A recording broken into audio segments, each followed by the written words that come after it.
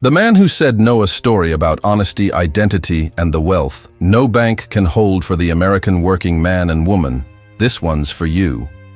What if I told you, a poor man, a small shop owner, a man who counted every dollar at the end of each week, had the chance to become a millionaire overnight? Not tomorrow, not next year. Overnight. And he said no. Not because he was stupid, not because he didn't need the money, not because he didn't understand what was in front of him, but because of something most people in today's world have already lost. And by the end of this story, you might question everything you thought success was supposed to look like. In America right now, everybody's chasing something. More money, more likes, bigger house, a better zip code, a life that looks good, even when it doesn't feel good. And honestly, there's nothing wrong with wanting better. That drive is what built this country. But somewhere along the way, something changed. People stopped building and started performing. They stopped working for legacy and started working for the highlight reel. And when that happens, when success becomes only about you, about what you accumulate, about what you can show off, you end up with everything and feel nothing. No real loyalty, no real relationships, nobody standing beside you when the bottom falls out. But then, there's another kind of person, rare, quiet, almost invisible to the world. The kind of person who doesn't just think about their own life, but about the lives around them. The kind of person people don't just respect, they remember, they pray for, they tell stories about, long after they're gone. Today, you're about to hear one of those stories. On one of the loudest, most crowded streets in a small American city, tucked between a laundromat and a nail salon nobody noticed anymore. There was a dry cleaning shop, no bright sign, no Yelp reviews, no Instagram page, just a small space. The constant hiss of steam, the smell of fresh-pressed fabric, and the sound of a man working. His name was John Lever, 60 years old. Hands that told a story. John wasn't rich, not even close. His equipment was outdated, his shop was small. The big chain cleaners down the road had machines that did in 10 minutes what took John an hour. Most people walking past. His window wouldn't give him a second glance, but the people who did know him, they never forgot him. Because John believed in something that's getting harder and harder to find in America today. Honesty, consistency, self-respect. To John, work wasn't just about money. It was about dignity. It was about doing the right thing, especially when no one was watching. Every morning before the city even woke up, John was already there, unlocking the door, cleaning the workspace, preparing for another long day with no shortcuts. While bigger shops ran machines, John used his hands, washing, pressing, folding, carefully, precisely, like every single piece of clothing mattered, because to him, it did. And maybe that's why something strange started happening. Customers who once went to the modern dry cleaners with the fancy machines started coming to John instead. Not because he was faster, not because he was cheaper, because they trusted him, and trust is the one thing money cannot manufacture. But John had one habit, a small, almost invisible habit. A habit most people would overlook. A habit that was about to change everything. Whenever a customer dropped off clothes for cleaning, before he touched anything else, John checked the pockets, every single one. Not because he was suspicious, not because he was looking for anything, because he believed something simple. If it's not mine, it's not mine. Sometimes he'd find receipts, sometimes loose cash, a note, a business card, a forgotten lottery ticket, and every time, he kept it safe. Not for himself, for the customer. Most people wouldn't think twice about keeping it. After all, who would know? But John wasn't most people. And then one day, a day that started like every other, his habit was about to be tested in a way he never expected. Before we go further, if you believe honesty still has a place in today's world, hit that like button right now. because what this man does next, most people won't have the courage to do. Keep watching. This is where everything changes. Late that afternoon, the shop door opened, the kind of man who walks into a room, and the room changes, not because he was loud, not because he demanded attention, but because everyone around him just felt it. Authority, quiet, certain, clean suit, polished shoes. The posture of a man who had spent decades making decisions that changed other people's lives. His name was Donald, a federal judge, a man used to power, a man used to control. But today, he had no idea that in this small dry cleaning shop on a street most people ignored, his own life was about to be decided by a man who earned $12 an hour. Donald placed 3 neatly folded 3-piece suits on the counter. "I need these dry cleaned and perfectly pressed," he said. "I'm traveling out of the city in a few days, as soon as possible." His tone was calm, but there was urgency beneath it. John nodded.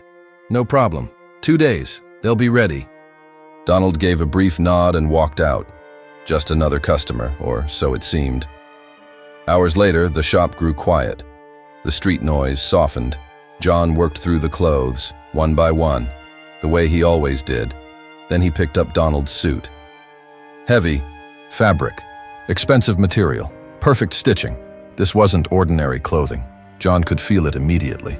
As always, before starting the cleaning process, he reached for the pockets.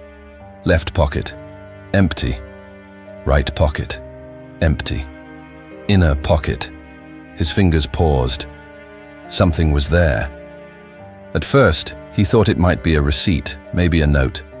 Nothing important. But when he pulled it out, everything changed. It was a check, a blank check, signed, but the amount not filled in.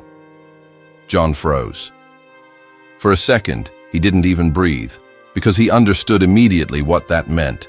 That check could be filled with any amount, any number, any value, no limits. Then he checked the next pocket and found something else. A gold ring. Heavy, solid, expensive, the kind of ring you don't just forget. Now the shop felt different, quieter, heavier, like the air itself had shifted. John stood there, holding both items in his hands, a blank check and a gold ring, together, worth more than he had earned in years, maybe decades. And for the first time in a long, long time, a question entered his mind. What if he kept it? No cameras, no witnesses. Donald didn't even mention it. Maybe he didn't even know.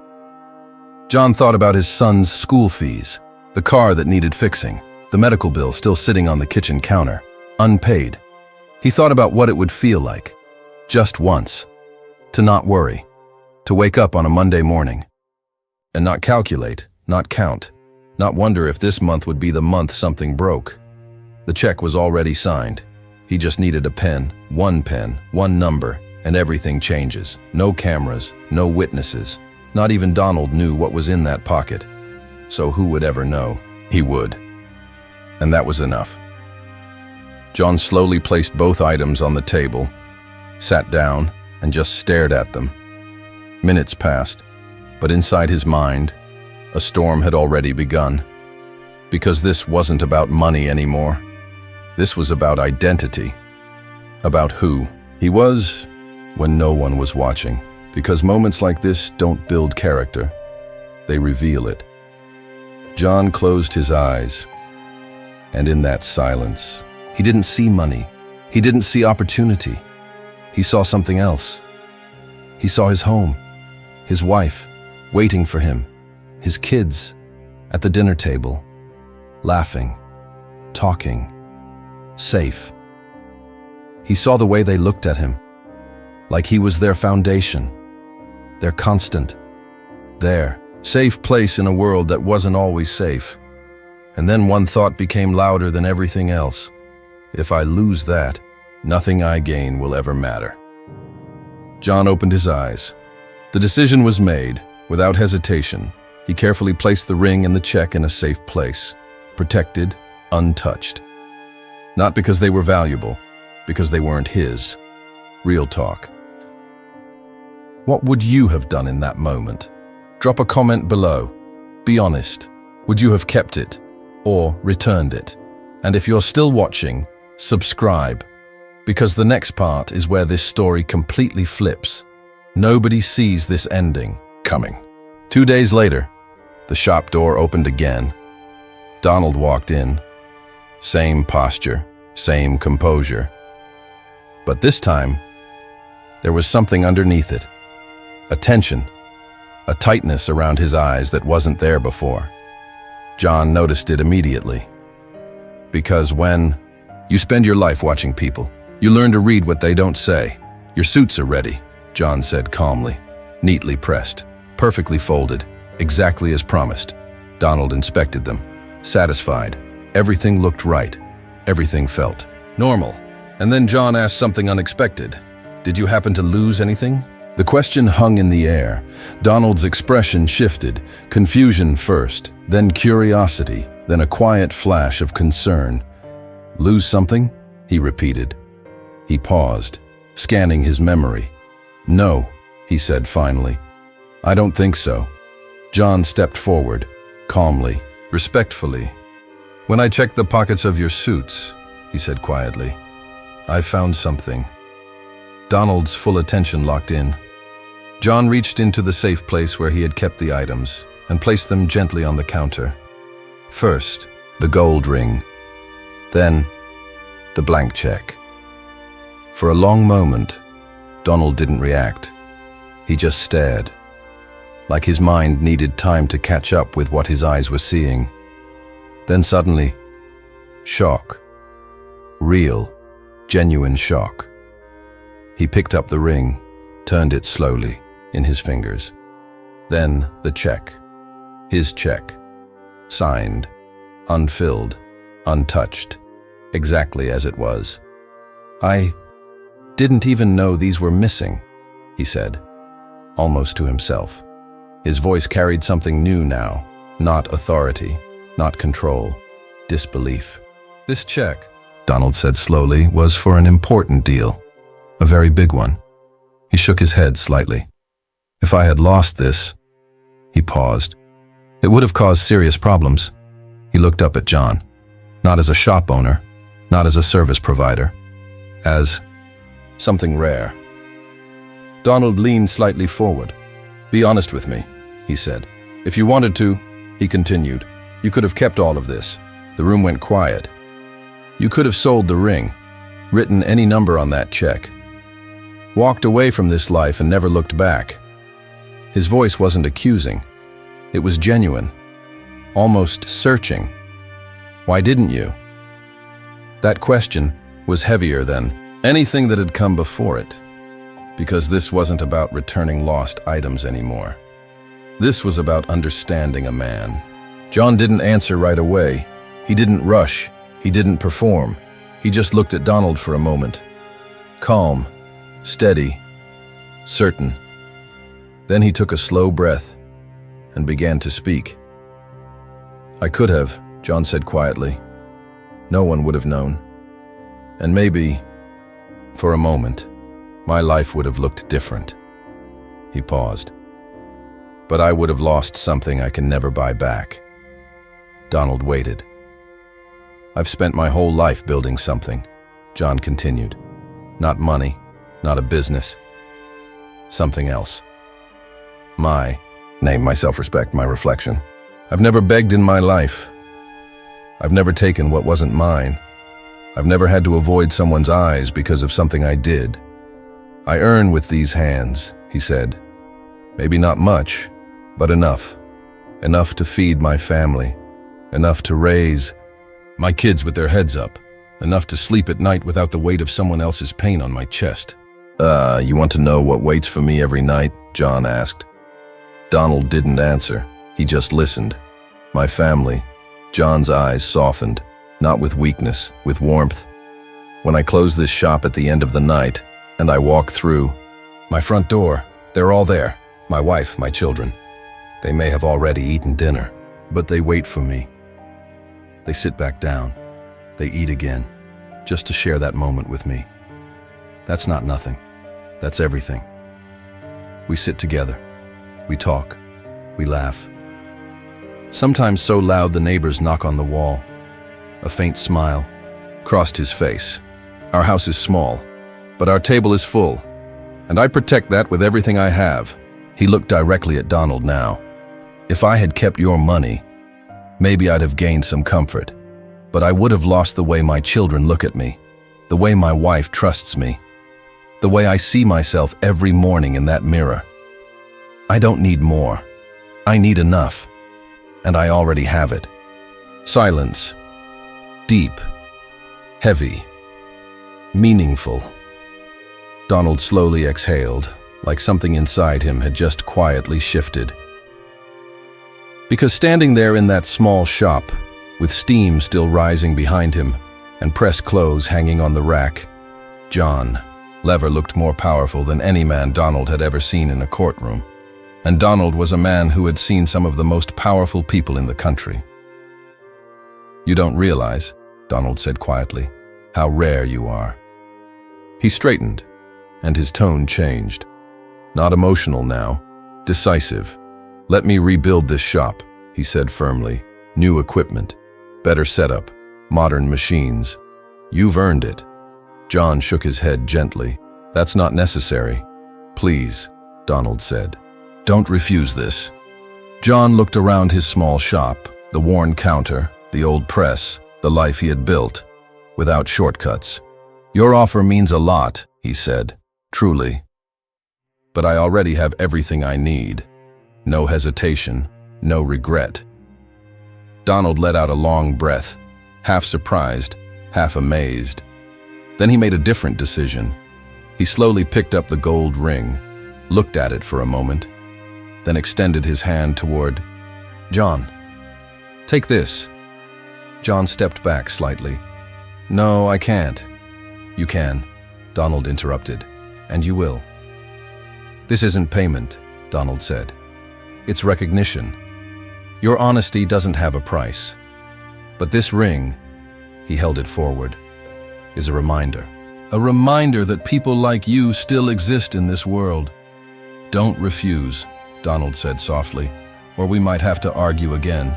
And for the first time, John laughed, a genuine, full laugh. Then slowly, he reached forward and accepted the ring. John looked at the ring in his hand. For a long moment, he didn't move, because he knew what accepting it meant. Not money, not value, recognition, the acknowledgement that his whole life, the quiet mornings, the long nights, the small victories no one ever witnessed, had meant something to someone. His fingers closed around the ring, and something inside him settled. Not pride, not triumph.